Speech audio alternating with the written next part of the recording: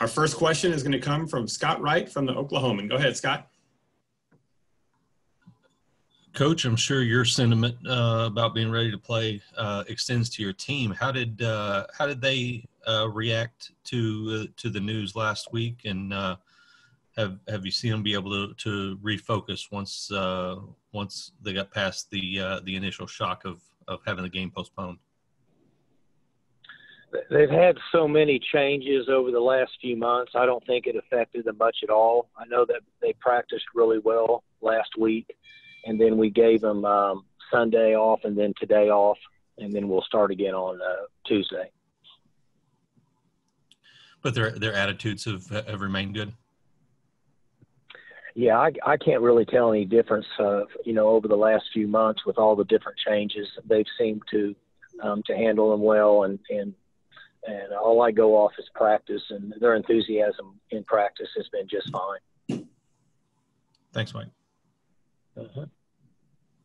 Our next question comes from Bill Haston of the Tulsa World. Go ahead, Bill.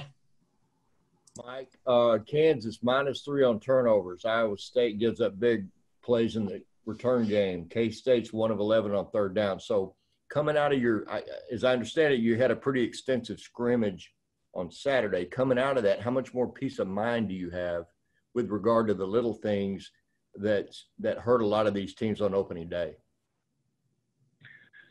I feel good about where our team is. Their enthusiasm in practice has been excellent over the last few weeks. As a coach, you're always concerned about the first game. I think you concern yourself with discipline, special teams play, and turnovers, and those are the areas that we try to stress in preseason, and hopefully it'll benefit us on Saturday. Are you satisfied where you stand, or have you gotten enough reps, or do you ever get enough reps in August or the preseason with regard to special teams? We've had more than enough reps this preseason based on the delay and the format with the changes that have been made. So we should be more than ready to play on special teams, in my opinion. All right. Thank you. Our next question comes from Jason Elmquist of the Stillwater News Press. Go ahead, Jason. Hey, Mike. We found out last week that the wide receiver transfer for Washington State would have immediate eligibility. I know he kind of came in late into fall camp. Do you see him having an immediate role or some type of ability to play early on? Yes, I would expect him to get an extensive number of snaps in Saturday's game. How much do you think it helps that he kind of came already from a similar system with the Mike Leach offense, kind of, which is what your offense is built foundation on? Well, actually, Leach built his offense off ours, but either way, the terminology is relatively similar, and so it did help him in his adjustment to Oklahoma State. All right, thank you. Our next question comes from Jenny Carlson from the Oklahoman. Go ahead, Jenny. Hey, Mike. A couple of the teams we saw in the Big 12 who struggled over the weekend, Iowa State and Kansas State, are a couple of teams that seem to have a pretty good home field advantage. You know, a lot of loud fans, rowdy. I think some people would say the same about what you guys have in Stillwater. How do you guard against, just sort of the difference that it's going to be? Do you talk to your guys at all about the fact that it will be different and how they're maybe going to have to guard against, sort of not having that same level of energy? It's obviously going to be something new for everybody. So our players have to be able to self-motivate, rely on the enthusiasm from amongst the team and coaches, and focus on what's happening on the field. I don't think there's any question that teams use a home field advantage to play to the crowd, and we're not going to have that this fall. So hopefully they can self-start and motivate themselves throughout the game.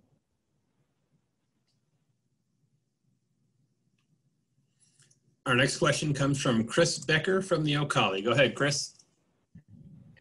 Coach, with this game being pushed back an extra week, how has that extra week of preparation impacted the team?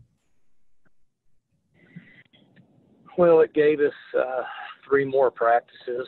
We've had so many practices that we gave them off on Friday, and then we gave them off yesterday and today. They're just tired of practicing, in my opinion, but the preparation in this sport and the physicality is so important that we have to continue to push through it. But we have allowed them to have more days off just recently because of the pushback of the schedule. Our next question comes from Barry Trammell of the Oklahoman. Go ahead, Barry. Yeah, Mike, the crazy nature of this season, have you guys as a staff talked about how that could lead to more upsets and what you can do to prevent it, what we saw with Iowa State and Kansas State? Not necessarily Kansas, but just some really unique results in the first week in what's going to be a kooky season. Well, I didn't hear your question. I mean, I heard what you said, but I didn't hear your question. My question is, have you guys talked as a staff about what you can do to try to avoid the same fate as some of these other teams? I think it's just preparation, and there's been a level of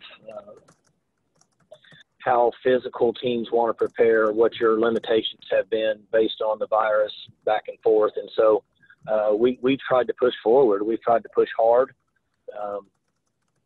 Dealing with the emotions of the players and continual practice and no games has been much different. But we've pushed hard and continued to do everything we can to try to get our players in a position to where they can play an up-tempo physical game to start the season. Have your practices been as the normal amount of physicality? This became a talking point after that Navy game when it was clear Navy wasn't ready to play. Have you guys been as physical as ever in preseason camp? Yes, we have. We haven't changed. Our next question comes from Robert Allen of Triple Play Sports Radio. Go ahead, Robert. Coach, I want you to know I've been listening. I'm not stupid, but I'm going to ask this question a different way. What advantages maybe were there for your team to have the extra week versus not? And I'm thinking in the lines of maybe like a Tay Martin getting a little more time, the offensive line. What areas did you see maybe grow in the last week that you feel better about going into this Saturday than maybe you would the week before? We've had a few players that had minor injuries that we should get back this week. It was an advantage. Certainly with Tay, another week of practice is an advantage for us and him as well. We're dealt a hand and we try to make the best out of it. It doesn't make any difference because there's a lot of uncertainty that we can't control at this point. And so we tried to take advantage as much as possible as we could with the extra week, and then also give our players enough days off where they felt like they could recover from their body through the preseason and try to put them in the best position possible to play a game. You're breaking in a new placement kicker. I know you've been asked several times about Alex, but what do you like about Alex Hale? He seems to have a really good demeanor, carries himself really well at this point. I'm sure he'll have some nerves being the guy for the first time, but overall, he's played really well. He's competed, and I look for him to kick well throughout the season. Thanks. Our next question comes from Garen Emig of the Tulsa World. Go ahead, Garen. Mike, it sounds like Oklahoma really had to sweat out even having the right number of players to get their game in Saturday against Missouri State. Where do you stand as you start game week with regard to just the numbers on your roster? Well, we're at the same numbers we've always been. We carry 130 players on our team. But with regard to the COVID test results, are you having any kind of a quarantine issue as you go into the week, or is everyone in pretty good shape? No, I mentioned this last week. Our medical group was on the cutting edge with what they did, and it just happened that Doc Ivan's plan was essentially flawless and perfect from the fact that we brought him in as early as possible. We gained tons of information and learned throughout the process. We're sitting here at 0. I mean, he's been unbelievable. I mean, the guy should write a book on how to handle the virus. How fortunate do you feel to be at that number, given all of the issues that other coaches are facing right now? Is that really starting to hit home now that you got a game week to think about? Well, we feel very good, and as you know, I mean, it can change. We're testing 3 times a week. We still have to test again Wednesday and Friday. So, you asked me where we're at now. I gave you those numbers. Can they change? Sure. Will they change throughout the season? I'm sure they will. But my point is the way that his approach and the way it was handled within our athletic department has been fabulous, and we're very thankful to be in this position for a lot of reasons. Sure. Obviously, the players want to play. They want to compete. Nobody wants to miss a game. Coaches don't want to miss a game. And we have helped contribute to eliminating a lot of virus in Stillwater and in the state, which is maybe a bigger impact than even playing in the games. So I was just very proud of our medical staff. And, as I continue to mention, Doc Ivan and the people, Scott Parker and John Stem in our building, there were times I disagreed with them and they told me that this is what we need to do. Mm-hmm. They were right. They were dead on. And for that reason, we've contributed to elimination in our bubble, for lack of a better term, of the virus. And at this point, we're sitting here at 0. So their plan worked and it was flawless. Okay. Thanks, Mike. Mm-hmm. Our next question comes from Jacob Unruh of the Oklahoman. Go ahead, Jacob. Hey, Mike. Last week, Calvin Bundage talked about how he had people telling him he wasn't going to probably play football again. What were your expectations of him coming off the surgery? Anytime you're dealing with an injury of a contact sport with a player in their back, there's a lot of uncertainty. And so I don't know that anybody can predict what direction that will go.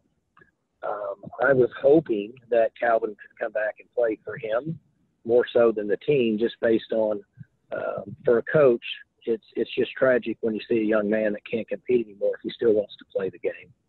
And I'll be honest with you, we haven't had a lot of luck with back injuries. One fact, over my 31 years in college football, you just don't see a lot of guys come back with that type of injury. Now, how severe they are, I don't know, because with back injuries, it's hard to really tell. But I'm really excited for him. His attitude and his posture and demeanor over the last 2 months has been fabulous. He's smiling again. So I'm just happy that he gets to get back on the field because he loves to play football. Is there still some cautious optimism there as he goes into the game just because of that injury? As with any injury, but specifically when you're dealing with a back, you just kind of hold your breath. I was holding my breath with him until I saw him get into some tackles and contact in practice. And then I was hoping that he would be there tomorrow and kind of push through it. And he's done well. So you're always a little cautious just based on an injury to a player. And hopefully it'll hold up and he can play this season. And it's really kind of changed his life just getting back on the field. What kind of role do you anticipate him having now with Malcolm and Amon and guys like that around too? We play 2 deep on defense, and he'll get as much football as he wants. He'll be in there playing and competing right from the start. Awesome. Thanks, Mike. Mm-hmm.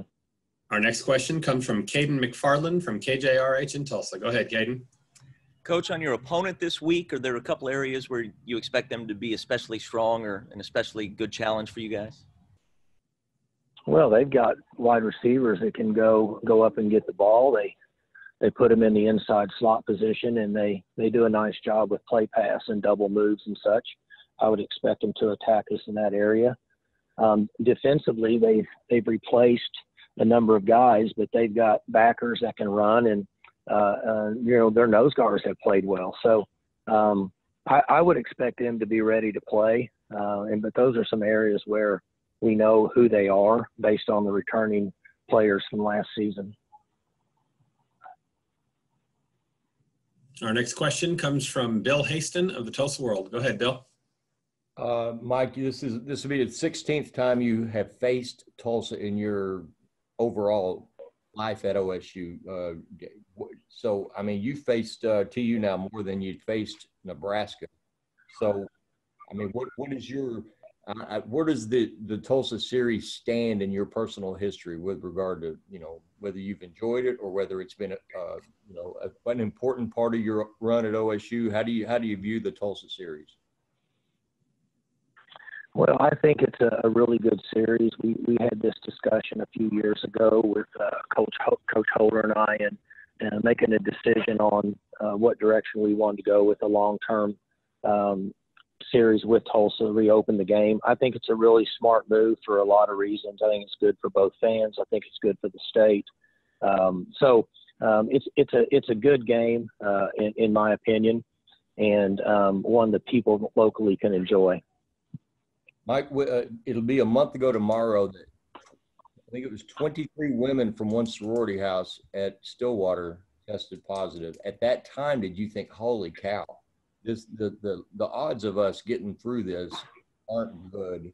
Or was your response to that pretty measured and you had faith in your medical people to get you through it? Because, I mean, your report today versus, what was going on a month ago, it's pretty remarkable. I think people have to understand you're going to get an on-campus number with the virus, and then you're going to get a number that's in our bubble. And there's some confusion on those numbers based on our players have been educated since the month of May for the most part to protect themselves and how to improve. And through time, they've grown and have improved. That's why I mentioned earlier the plan that our doctors had to bring people in as early as possible so we could learn from this and teach and educate has been fantastic. I would say that over the next few weeks, you're going to start to see on the campus where those students will learn just like our players learned. We're a few months ahead of them because of the time of coming in. So the positives that came from on campus never really concerned me from the standpoint of us playing football. Right. One more quick thing. What is Gundy doing on a daily basis, Mike, in the program? Say it again. What is Gunnar Gundy doing on an everyday basis? What's he able to do for you this year? Well, Gunner's in school. Gunner's a student, and he is training and just like he would any other year. But he's just a student. But he's not taking snaps, or he's not on the field with you? No, he's not on the field with us. I see. I got it. All right, Mike, thank you. Mm-hmm. Mm-hmm. Our next question comes from Barry Trammell from the Oklahoman. Go ahead, Barry. Yeah, Mike, we talked to you last Monday, and we talked a lot about the Tulsa game, and then I guess it was the next night we got the word. How far out did you know, hey, this game may not happen this week? How much lead time did you have on knowing about the delay? Was that a decision you were involved in? How did you feel when you heard the news, hey, we're pushing this thing back? Oh gosh, I didn't know. I wasn't involved in any of that. I just had gotten a text message that the game was postponed and trying to reschedule for a week later. I wasn't even involved in discussions. Did you understand the reasoning behind it? I haven't even been told. I've just heard what you guys have. Nobody actually even told me the reason, other than I was assuming it was because of the virus, but I never asked and nobody told me. All right, last couple questions. Our next question is going to come from Scott Wright from the Oklahoman. Go ahead, Scott. Mike, you and your players alike have not held back in talking about how strongly you feel about this defense. Is there something in particular that has allowed you to feel comfortable talking so strongly about this group?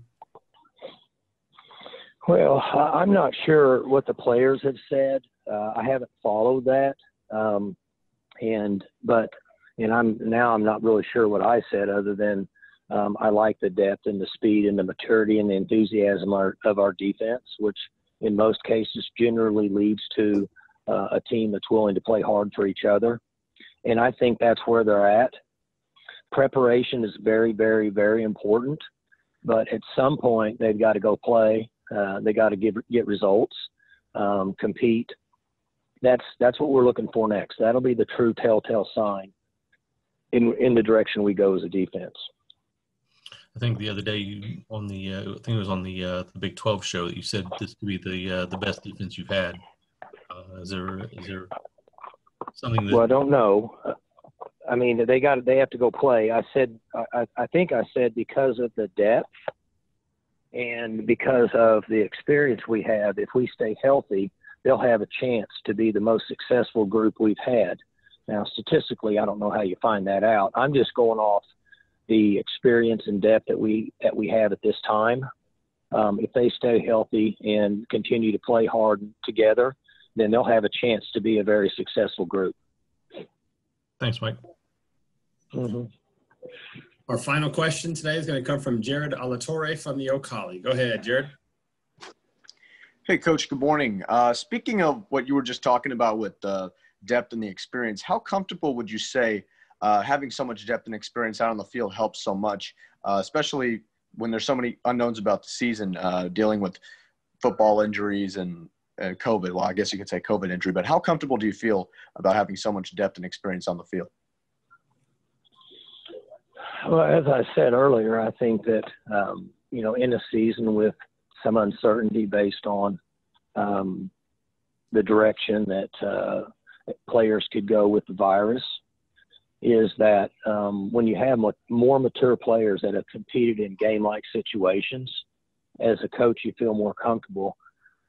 Obviously, I can only speak for myself, but I don't think that any of us feel comfortable as coaches whenever we send guys out on the field that haven't played at this level for the first time. We shouldn't have many guys out there this year on the defensive side of the ball that are in that position. Thank you. All right, Coach, I think that'll do it for questions. While we've got the group here together, are there any last points maybe that you want to make, maybe anything that we didn't cover? I'm good. Let's just go play a game. Thanks, guys. I'll talk to y'all next week.